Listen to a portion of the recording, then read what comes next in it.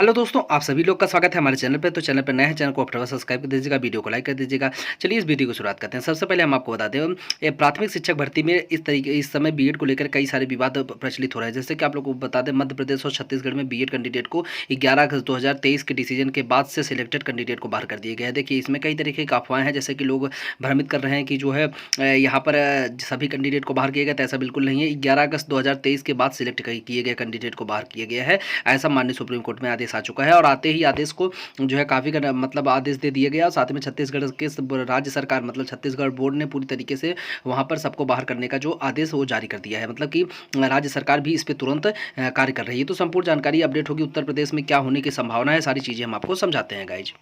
तो यहाँ पर एक आर्डर आप देख सकते हैं, ये जो है 28/8/2024 यानी कल की डेट का ये आदेश है। यहाँ पर जो है पूरी तरीके से सब कुछ स्पष्ट है। यहाँ पर जो नई लिस्ट बनाने का आदेश दिया गया है लोक शिक्षण संचालनालय से, यहाँ पर सब चीज़ें ये मध्य प्रदेश की हैं। हालांकि देखिए, यहाँ पर मैं आपको बता दूं कि मध्य प्रदेश में 11 अगस्त 2023 के बाद सिलेक्ट हुए तमाम कैंडिडेट को आदेश दिया है कि उनकी प्राथमिक शिक्षक भर्ती से उनको शॉर्टलिस्ट करके उनकी जगह पर नए कैंडिडेट यानी कि जो नई फ्रेश लिस्ट यानी डीएलएड से भरे हुए कैंडिडेट की लिस्ट जारी किया जाए और तमाम कैंडिडेट को रखा जाए। फिलहाल इनको बाहर किया जाए। अब मैं आपको बता दूं कि ये भी भर्ती जो है आदेश आने के पहले की है, ठीक है। तो आदेश आने के पहले की भर्ती कोई भी है तो भर्ती है, ठीक है। उसमें जो है नया सिलेक्शन जिसको मिला है उनको दिक्कतें होंगी, ठीक। ये आप लोग पूरी तरीके से चीज़ें समझ गए।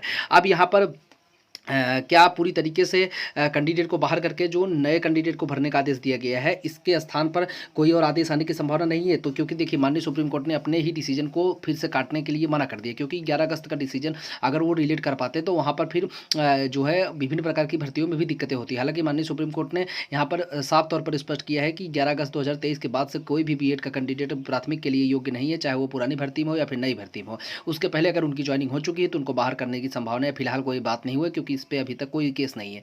और उन्होंने साफ तौर पर स्पष्ट कर दिया कि यदि कोई याचिका पहले से ही हाई कोर्ट या सुप्रीम कोर्ट के किसी भी न्यायालय में पेंडिंग है तो वहां पर वो याचिका अगर बीएड को कैंडिडेट को बाहर करने के लिए है और उस याचिका में सब कुछ सही है तो उनको अगर बाहर कर तो पुरानी भर्तियों से भी बाहर किया जाएगा। ये आदेश उनका है, ठीक है। अब यहाँ पर छत्तीसगढ़ बोर्ड का आदेश जो है उसके हिसाब से मैं चीज़ें स्पष्ट कर दिया हूँ, ठीक है। अब ये लोग आप पूरी तरीके से समझ गए होंगे कि अब यहाँ पर बीएड के कैंडिडेट के लिए बड़ी थोड़ी सी दिक्कतों का सामना करना पड़ा है।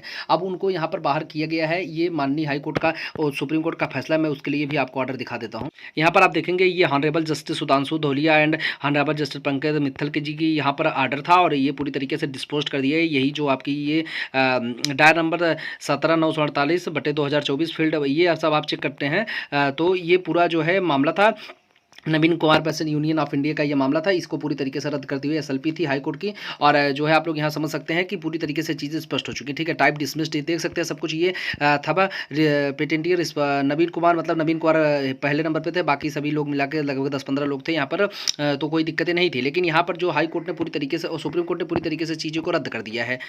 अब देखिए, छत्तीसगढ़ और मध्य प्रदेश में इस तरीके का आदेश आने के बाद कई सारे लोग जो है उत्तर प्रदेश की बात कर रहे थे। देखिए, उत्तर प्रदेश में एक केस है जो कि पेंडिंग में है।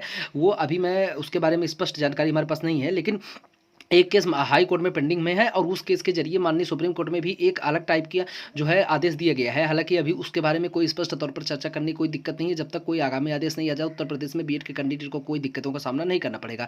हालांकि जो अभी 69,000 शिक्षक भर्ती में विवाद हुआ है, जैसे कि आप लोग जानते होंगे कि उसमें शॉर्टलिस्ट करके भरा जाए, तो यहाँ पर अब उनको नई नियुक्ति देने में दिक्कतें होंगी। बीएड के कैंडिडेट को दिक्कतें होंगी, चाहे वो ओबीसी के हों, एससी को, एसटी को या जनरल के हों, ठीक है। उन कैंडिडेट को यहाँ पर नौकरी लेने में दिक्कतें होंगी, क्योंकि यहाँ पर हाई कोर्ट का जो आदेश आ चुका, सुप्रीम कोर्ट के आदेश के अनुसार, यानी कि ये भर्ती जो हाई सुप्रीम कोर्ट के आदेश के बाद आई है, यानी 11 अगस्त के पहले ही छत्तीसगढ़ और मध्य प्रदेश की वैकेंसी आ गई थी। वहां पर उसका सिलेक्शन जो है 11 अगस्त के बाद दिया गया है।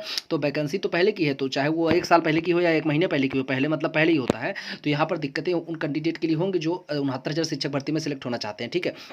तो अभी मान लीजिए, माननीय सुप्रीम कोर्ट ने 69,000 शिक्षक भर्ती को जिस तरीके का आदेश माननीय हाई कोर्ट ने दिया है, अगर वही फैसला क्लियर कर देती है सुप्रीम कोर्ट, तो वहाँ पर कैंडिडेट को जिनको नौकरी देना, नई कैंडिडेट को, उनको आप नौकरी किस आधार पर देंगे? क्योंकि वहाँ पर बीएड के कैंडिडेट ज़्यादा हैं, तो आप उनको नौकरी देंगे किस आधार पर? क्योंकि 69,000 शिक्षक भर्ती में जो कैंडिडेट नए नियुक्त होंगे, आप उनको 11 अगस्त के बाद ही तो नियुक्त कर रहे हैं। तो यहाँ पर दिक्कतें होंगी। क्या सुप्रीम कोर्ट कुछ इस तरीके का वहाँ पर देता है? नहीं देगा तो यहाँ पर उन कैंडिडेट को अंदर आना बहुत मुश्किल हो जाएगा। और अगर अंदर नहीं आए तो वहाँ पर कट ऑफ को जो भी मतलब तो ज़्यादा गिराया भी नहीं जा सकता, क्योंकि इस पे ऑलरेडी कट ऑफ कम करने पर जैसे 60-65 से नीचे कट ऑफ नहीं कर सकते। तो यहाँ पर जो चीज़ें होंगी वो अलग कैंडिडेट के लिए होंगी। तो यहाँ पर उसके बाद जो कैंडिडेट बचेंगे वो भर्तियाँ रिक्त रह जाएंगी, चाहे वो 69,000 की हो। अभी 69,000 शिक्षक भर्ती से बीएड को बाहर करने की भी एक एसएलपी पेंडिंग में है। अब वहाँ पर जो भी कैंडिडेट हैं उनके लिए दिक्कतें बहुत ज़्यादा हैं, इसलिए यहाँ पर सरकार कुछ अजीब तरीके की एनसीटी के जो गजट लाया गया था जिसके तहत बीएड को अंदर किया गया था, वो पहली बात तो उस गजट को गलत साबित कर दिया है, क्योंकि जब आप उस तरीके से योग्य नहीं है तो दिक्कतें आपके लिए होने वाली हैं। माननीय सुप्रीम कोर्ट जो भी आदेश दिया है, ये चीज़ें इस बारे में हम कुछ कहना नहीं चाहते, लेकिन तमाम बीएड के कैंडिडेट को दिक्कतें हो रही हैं, क्योंकि नौकरी देने के बाद नौकरी जाना बहुत ही दिक्कतें हैं। हालांकि अभी जो माननीय सुप्रीम कोर्ट का आदेश है उसका पालन तो करना ही पड़ेगा। और यहाँ पर अगर पूरी तरीके से देखा जाए तो बीएड के कैंडिडेट को बाहर होने के बाद पूरी तरीके से फायदा डीएलएड के कैंडिडेट को पीआरटी में होने वाला है। चाहे 69,000 शिक्षक भर्ती हो या 68,500 में, तो मान लीजिए जो भर्तियाँ बचेंगी वो ऐड की जाएंगी। 69,000 से अगर मान लीजिए कैंडिडेट को बाहर किया गया तो यहाँ से जो भर्तियाँ बचेंगी वो ऐड की प्राथमिक शिक्षक भर्ती आएगी। और साथ ही में अदर स्टेट में कार्य कर रहे जितने भी कैंडिडेट हैं उनको बाहर कर दिया जाएगा। तो वहाँ पर जो है उनके वहाँ भी जो डीएलएड के कैंडिडेट हैं, बीएसटीसी के कैंडिडेट हैं, उनको दिक्कतों का सामना नहीं करना पड़ेगा, उनको इस सिलेक्शन प्रोसेस में आसानी हो जाएगी। तो ये भी अभी तक जो आदेश था मैं आपको शेयर कर दिया हूँ। विस्तृत रूप से यही इसकी जानकारी थी कि जो है 11 अगस्त के बाद के कैंडिडेट कोई भी सिलेक्ट नहीं हो सकते। अब यहाँ पर 69,000 शिक्षक भर्ती में आप कैसे सिलेक्ट हो जाएंगे, ये बड़ी बात है, क्योंकि भर्तियाँ ऑलरेडी दोनों पहले की हैं जिसमें से बाहर किया गया।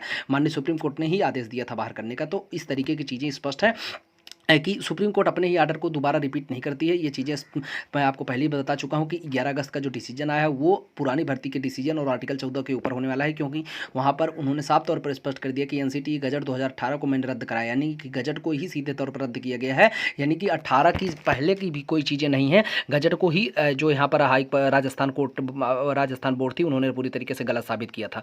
ठीक है, अब यहाँ पर कैंडिडेट के लिए दिक्कतें होंगी। 69,000 कैंडिडेट में जो कैंडिडेट आप सिलेक्ट होने वाले हैं वहाँ पर उनके लिए भी दिक्कत बहुत ज़्यादा होगी, क्योंकि उनको इस आधार पर तो सिलेक्शन नहीं दिया जा सकता, क्योंकि अभी अगर छत्तीसगढ़ मध्य प्रदेश का मामला देखें तो एकदम सेम है। तो यहाँ पर नहीं दिए गए तो कैसे 69,000 दे देंगे। और साथ ही में जो है अगर आप देखेंगे तो 69,000 कैंडिडेट के बीएड के कैंडिडेट को एक दिक्कतें और है, जो अभी लखनऊ हाई कोर्ट में पेंडिंग केस है, जिसपे अभी कुछ ही दिन पहले जो है लखनऊ हाई कोर्ट ने ऑर्डर भी दे दिया है कि जो है उन्होंने साफ तौर पर बोला था कि 69,000 मतलब उन्होंने किसी वैकेंसी का बात नहीं किया था, लेकिन उन्होंने बोला कि हमारे आर्डर को जो है 11 अगस्त के जजमेंट को पुरानी भर्तियों में लागू किया जाए। ऐसा आदेश माननीय हाई कोर्ट से आ चुका है एक प्रकार का। आप लोग भी उसके बारे में आप लोग ज़्यादा चर्चित नहीं होंगे, क्योंकि वो मामला भी सुप्रीम कोर्ट में पेंडिंग है। तो ये मामले अगर सब क्लियर होते हैं जो कि हाई कोर्ट के उत्तर प्रदेश लखनऊ में हैं, वो अगर क्लियर हो जाएंगे तो दिक्कतें बीएड के कैंडिडेट को फिर से होंगी जो कार्य कर रहे हैं, क्योंकि वो जो एसएलपी थी वो 2018 की थी, 69,000 शिक्षक भर्ती के आने के बाद थी।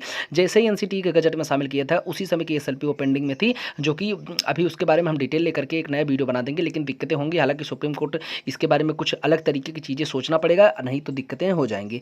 अभी जैसे कि सुप्रीम कोर्ट आप देख रहे हैं लगातार बीएड के कैंडिडेट को बाहर करता चला जा रहा है, क्योंकि उसने गजट को रद्द किया है। तो गजट को रद्द करने के बाद कोई ऐसा ऑप्शन नहीं बचता है। ठीक है, तो फाइनली जो अपडेट थी मैं आपको शेयर कर दिया हूँ।